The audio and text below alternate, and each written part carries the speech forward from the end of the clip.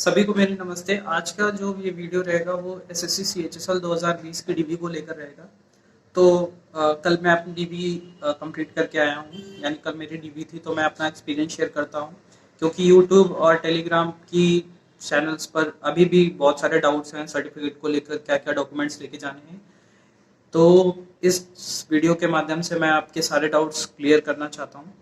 तो कल मेरी डीवी थी, यानी 2 नवंबर 2020 को कल मेरी डीवी थी, और मेरी डीवी का जो प्लेस था वो इलाहाबाद यानी प्रयागराज था। और जो जहाँ पर प्रयागराज पे कहाँ पे थे, तो फाफामऊ पे एसएससी सीआर का ऑफिस है। तो मेरी डीवी थी 2 बजे कल। तो मैं पहुँच गया था, वही 11:30 बजे के आसपास मैं पहुँच गया।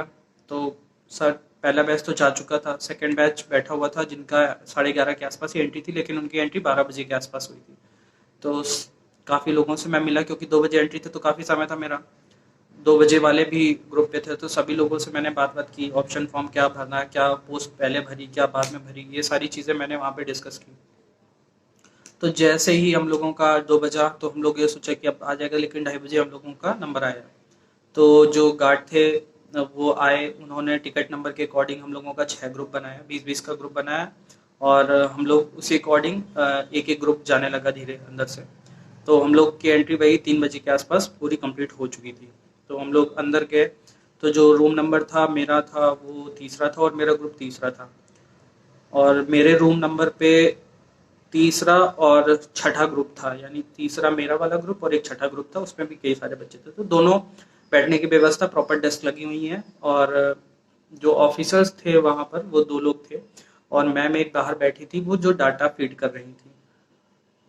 हम लोग अंदर गए तो हम लोगों को एक कमीशन कॉपी दी गई, जिसपे हैंड रिटन हम लोगों को लिखना था, मतलब हैंड राइटिंग पूरा नोट करना था, उसी को पूरा कॉपी करना था। एक हिंदी में लिखा हुआ था, 4 लाइनें के आसपास, और वही इंग्लिश में लिखी हुई थी।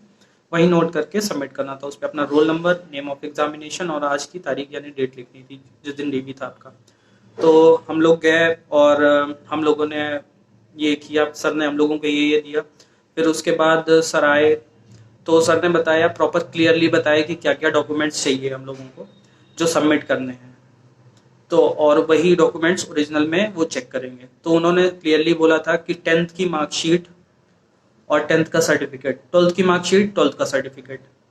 ग्रेजुएशन के लिए बोला कि आप चाहें तो लगा सकते हैं, नहीं चाहें तो कोई प्रॉब्लम नहीं है। तो जैसा कि मैंने बताया कि मैंने फॉर्म में भर के रखा था, मेरी हायर ग्रेजुएशन मतलब हायर क्वालिफिकेशन मैंने अपनी ग्रेजुएशन भर के रखी थी। तो मैंने सर से पूछा कि सर, मैंने अपने फॉर्म में ये भर के रखा हुआ है, तो मैं क्या लगा सकता हूँ? तो सर ने बोला कि आप लगा सकते हैं, कोई प्रॉब्लम नहीं है, ठीक है।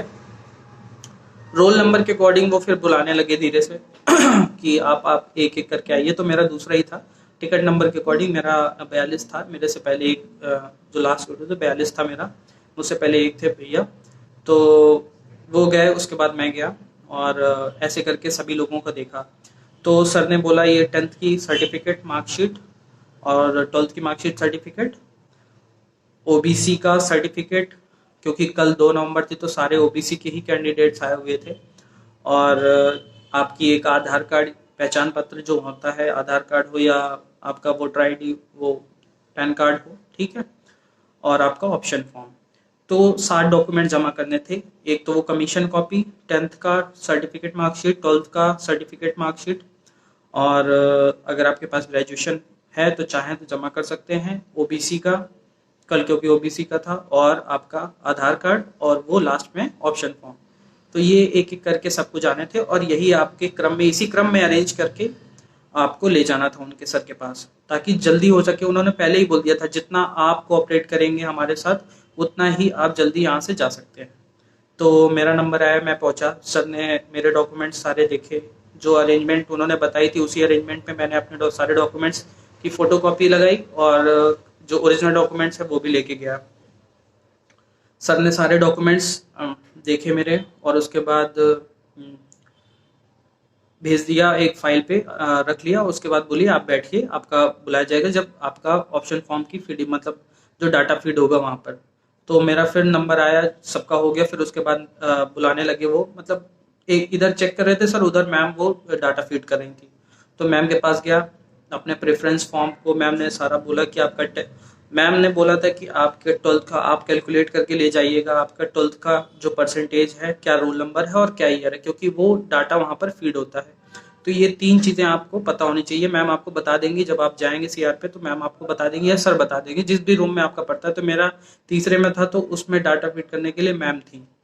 तो उन्होंने बताया कि आपका 12th कब हुआ है, सर्टिफिकेट क्या वो सॉरी परसेंटेज क्या है और क्या रोल नंबर है 12th का। ये 3 चीज़ें ये हो गई।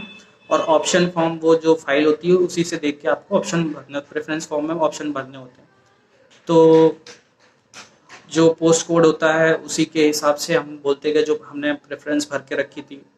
और जब पूरा भर गया, सब डाटा फीड हो गया, तो मैम ने हमें 3 प्रिंट दिए और उन्होंने बोला कि आप इसको रीचेक कर लीजिएगा, जो प्रेफरेंस फॉर्म आपने भरी है क्या वो कहीं गलत तो नहीं है, क्योंकि पहले ही बोला गया था कि आप 2 लेके आइएगा सेम भर के, ताकि आप जब को आप प्रिंट मिले तो आपको मिलाने के लिए आपके पास एक ही होना चाहिए। तो मैंने उन सबके बोला कि आप चेक करके उन्हीं के आगे टिक करते जाइएगा, जो जो आपका सही है। तो वो नेम हो गया, रोल नंबर हो गया, मम्मी का नाम या पापा का नाम हो गया, ये सारी चीज़ें होंगी। तो वो सारा पूरा मेरा सही था, ठीक है। उन्होंने प्रेफरेंस फॉर्म भी मेरी सही थी, मतलब एक एक प्रेफरेंस जो मैंने भरा हुआ था वो भी सही था।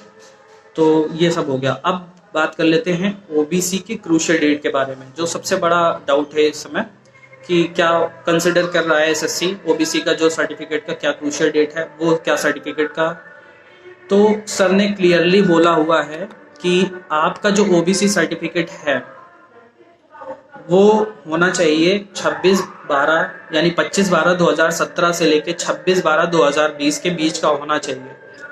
इन 3 साल का कंसिडर कर रहे हैं, उसके बाद का अगर है तो आप प्रोविजनल ले सकते हैं या तो फिर यूआर में स्विच कर सकते हैं। ये 2 चीजें आपको हो, ठीक है। तो क्रूशियल डेट आपकी हो गई 25/12/2017 से 26/12/2020 के बीच का सर्टिफिकेट सेंट्रल का आपका होना चाहिए। तो सेंट्रल का सर्टिफिकेट हो, राज्य सरकार का वो भी मान्य नहीं है, उस पर भी आपको प्रोविजनल दे रहे हैं। तो सेंट्रल का सर्टिफिकेट, और ये रही उसकी डेट 25/12/2017 से लेके 26/12/2020 के बीच की। तो मेरे पास तो जैसा मेरा सर्टिफिकेट जो था वो 25 दिन बाद का था क्रूशियल डेट का, यानी मेरा 25 दिन बाद का था, मेरा 18 जनवरी 2021 का था। तो मैंने प्रोविजनल ले लिया।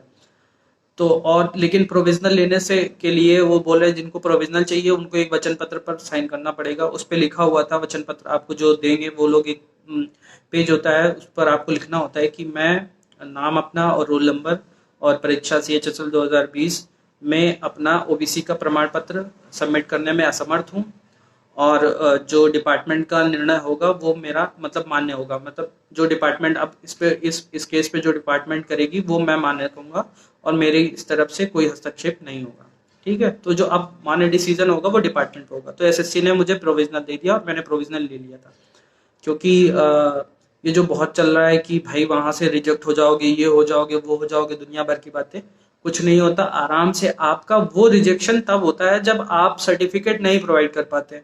मान लीजिए कोई कैंडिडेट है, उसने फेक कैंडिडेट, कोई कैंडिडेट है, उसने ओबीसी के लिए अपनी कैटेगरी क्लेम की, अब उसके पास सर्टिफिकेट नहीं बन रहा है तो उसका रिजेक्शन तो बनता है। तो एसएससी भी है, जो डिपार्टमेंट भी है, वो भी जानता है कि बच्चा कितनी मेहनत करके आया है, तो वो भी सोच समझ के सारे काम करते हैं। कई सारे केसेस हैं, आपको यूट्यूब पे वीडियोस भी मिल जाएंगे, हैं कई लोगों के वीडियोस जिनका प्रोविजनल था। मेरा तो 25 दिन बाद का था, कुछ लोगों को तो ऐसा था कि डीवी के 10 दिन या 15 दिन पहले का था। तो आप इन सब चीज़ों पर बिल्कुल ध्यान मत दीजिएगा, सारे डॉक्यूमेंट्स अपने लेके जाइएगा, बढ़िया आराम से जाइएगा, कोई प्रॉब्लम नहीं है। सारे लोग कोऑपरेटिव हैं। एसएससी के जो है सीआर का ऑफिस है, वहाँ के जितने भी ऑफिसर्स हैं बहुत विनम्र हैं, सभी लोग बैठे हुए हैं। वो बोल रहे हैं कि आप ही लोगों के लिए बैठे हुए हैं, आप जितना कोऑपरेट करेंगे उतना ही अच्छी तरीके से आपका डीवी होगा।